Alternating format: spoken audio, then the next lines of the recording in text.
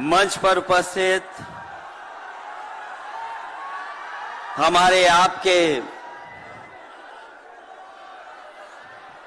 और देश के बड़े नेता आदरणीय लालू प्रसाद यादव जी,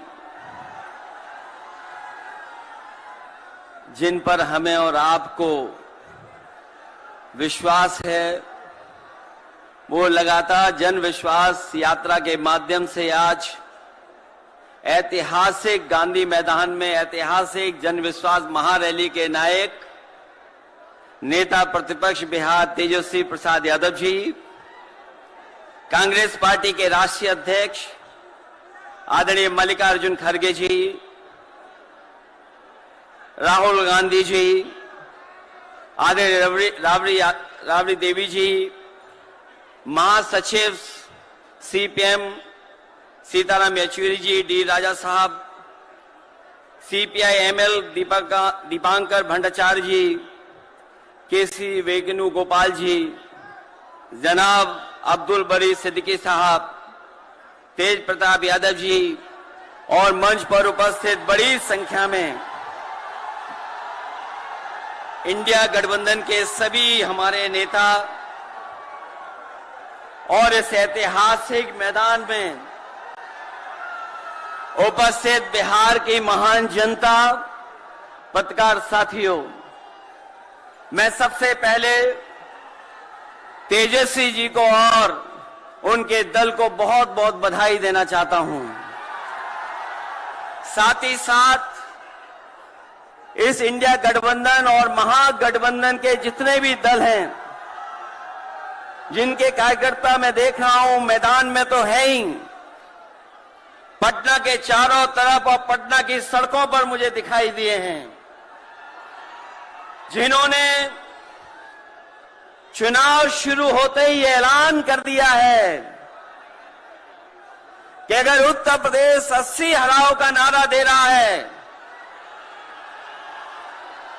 अगर उत्तर प्रदेश 80 हराओ का नारा दे रहा है तो बिहार भी पीछे नहीं है, 40 हराओ का नारा यहां से भी निकल करके जा रहा है।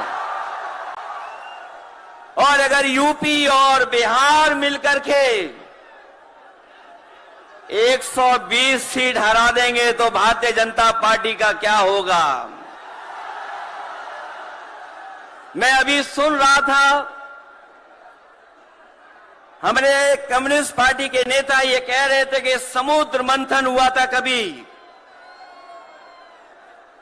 समुद्र मंथन हमारे सभी लोगों को पता है, समुद्र मंथन के दौरान क्या हुआ है।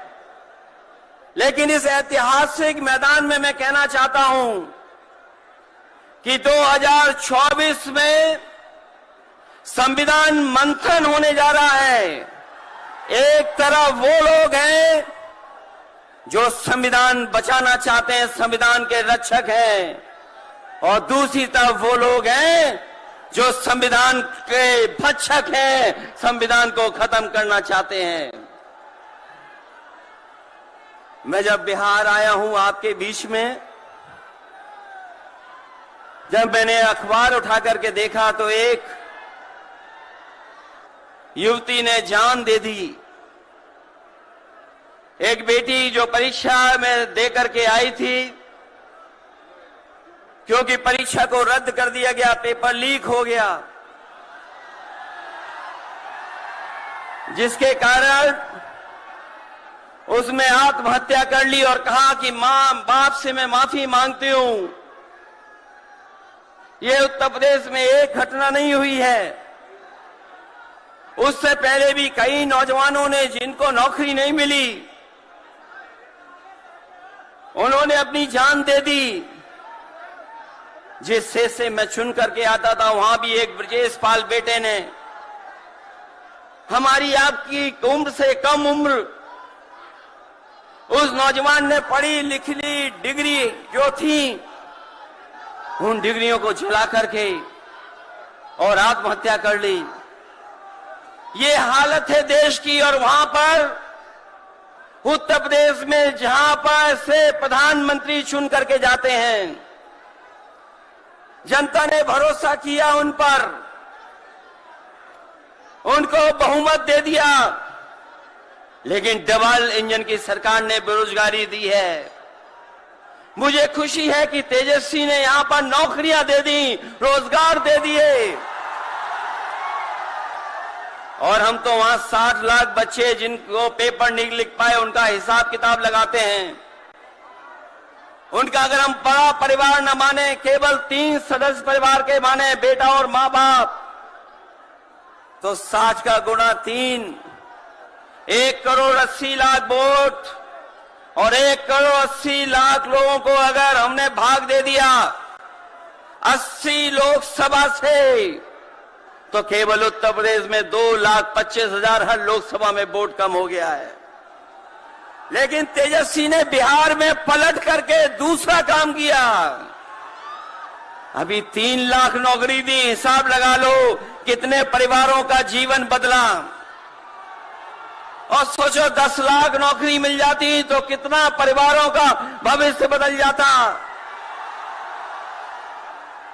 इसलिए जो लोग कहते हैं कि परिवार वाले हम लोग हैं,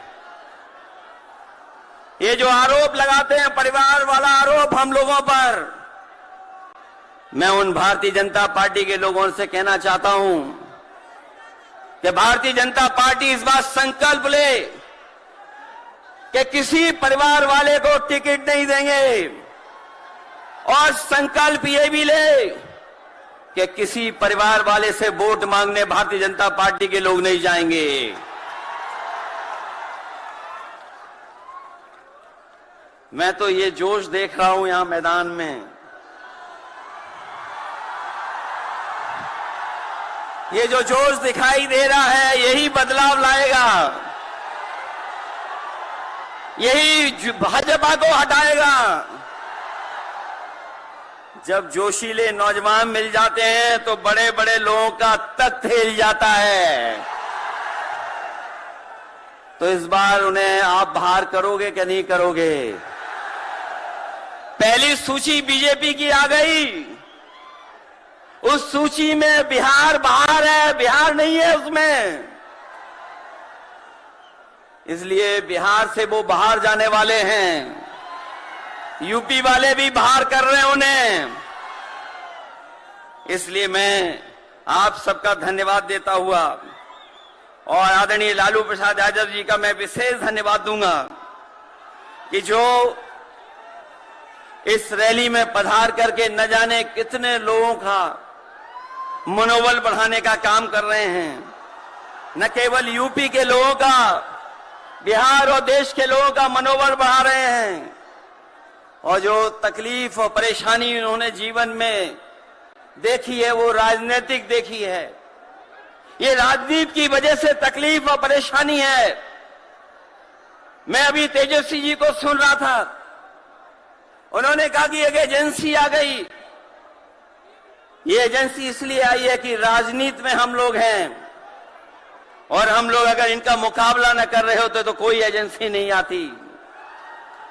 उन्हें डर है कि ये ताकत मिलकर के, ये गठबंधन बन करके उनको हटाने का काम करेगा। इसलिए मैं आपसे कहना चाहता हूं, 120 हटाओ, देश बचाओ। भाजपा हटाओ, संविधान बचाओ। भाजपा हटाओ, देश बचाओ। भाजपा हटाओ, आरक्षण बचाओ। भाजपा हटाओ, नौकरी पाओ। भाजपा हटाओ, संकट मिटाओ। मैं इन्हीं शब्दों के साथ मैं सभी लोगों का बहुत बहुत धन्यवाद और आभार प्रकट करना चाहता हूं, इस उम्मीद और इस भरोसे के साथ कि जब कभी हम लोग अगली बार मिलेंगे तो ये डबल इंजन की सरकार बाहर होगी, यूपी से लेकर के बिहार तक भारतीय जनता पार्टी बाहर होगी। बहुत बहुत धन्यवाद आपका। शुक्रिया अखिलेश भाई। अब मैं आग्रह करूंगा भारतीय राष्ट्रीय कांग्रेस के राहुल गांधी जी से, जिन्होंने पूरे देश में यात्रा करके कण कण